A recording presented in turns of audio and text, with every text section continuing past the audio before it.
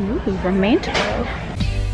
Hey rock stars, it's Amara, and today I'm taking you on a trip to Portland, Oregon. I have been thinking a lot about books. I was in Portland and I was shooting there, and I happened to stop by Powell's Books. Now Powell's Books is one of my all-time favorite bookstores. It's a city block of books. Actually, it's got like satellite locations that are a little bit bigger than that. So many books, and while I was there, I couldn't stop my bookish, booktube type self from doing a little bit of adventuring there. So today we're gonna do a little bookish adventure. I went around the bookstore and stopped in some of my favorite sections and pulled little lines, and I'm gonna put together a found poem. This is the adventure of finding inspiration in little things that can drive the creative process. But before we do anything else, it is time for the mandatory stuff. If you like the idea of discovering adventure even within the pages of books, go ahead and like this video. You can hit subscribe so you're part of the next adventure. We do all kinds of things here on Amara in Seattle, from checking things off my bucket list to adventures like this one. If you would like to ring the bell, you will get notifications sent to your inbox. It also helps me out on that whole algorithm thing that makes YouTube work right. Enough about that. Let's get towards exploring one of the best bookstores, in my opinion,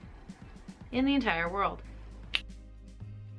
Hey guys, I am at Powell's bookstore in Portland, Oregon, and I'm hanging out with my girl Agatha Christie over here. And since I am in the gold section, because it is Amara's Golden 2018, and I'm here shooting secret things that have nothing to do with this video, but I thought while I'm here in one of my favorite bookstores, and while I'm going to be searching all over the place, I'm going to pick up books and I'm going to make a found poem out of some of the pieces I find. So we'll see. Right now we're in mystery, the gold section. It's from page 176 of Perot Investigates, fiction by Agatha Christie. It is like the second line in.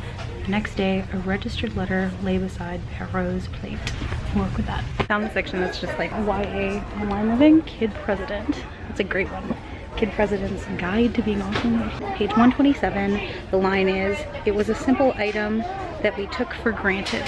So this time I found myself in filmmaking, and let's go with this. I thought about buying anyway. First cut, it's Conversations with Film Editors. Gabriella Oldham did the, I'm guessing, cultivating of this, or potentially the interviewing. Oh look, there's already a page mark. Let's go with that. Page 188, the quote is, "Film is truth, but it's all an illusion." Da-da-dum. Book is Fire and Ice by Dara Goldstein. It is a cookbook. You should consider reading a cookbook. It can be fun. Page 188, and the line is, "But soon enough, I came to my senses." And now we're in YA, and I stopped here because there's Eleanor in Park here, which is my favorite of Rainbow Rowell's books, and I write YA and I think about YA, but I was thinking I would just pick one off the shelf and choose a line, and this one really spoke to me. It's called Songs About a Girl. I may actually pick this book up.